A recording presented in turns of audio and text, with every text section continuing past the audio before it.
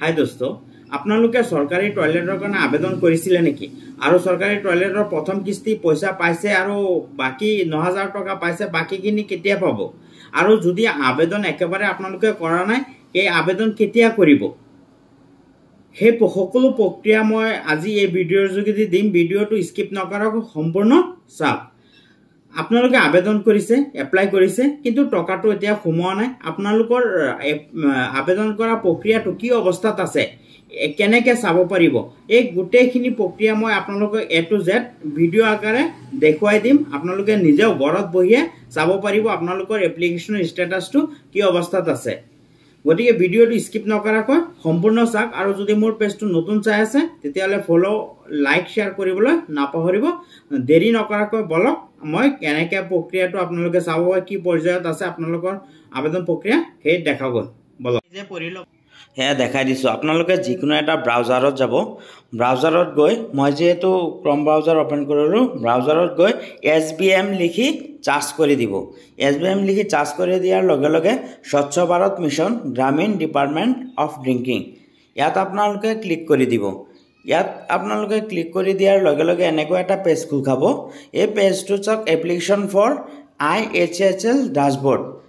ইয়াত বিভিন্ন ডাছবৰ্ড আছে, UR স্বচ্ছ ভাৰত, এইবিলাক অপশ্যন পাব। কিন্তু আপোনালোকে গৈ পেলাই এপ্লিকেশ্যন ফৰ IHHL-ত ক্লিক কৰি দিব।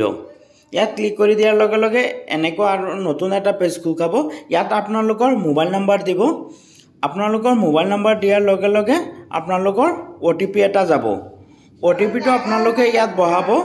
OTP-টো বহোৱাৰ পিছত কেপচা বহাব। কেপচা বহাই দিয়াৰ লগে লগে আপোনালোকৰ নতুন এটা পেজ খোল খাব।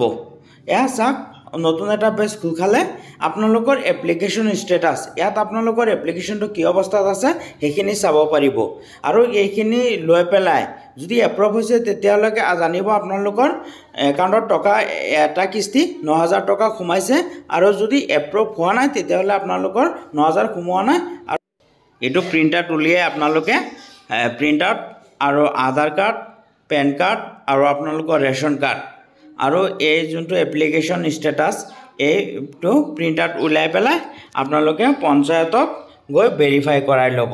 তেতিয়াহ'লে আপোনালোকৰ একাউণ্টত যদি টকা সোমোৱা নাই তেতিয়াহ'লে টকা সোমাই যাব আপোনালোকে ভেৰিফাই কৰাৰ পিছত।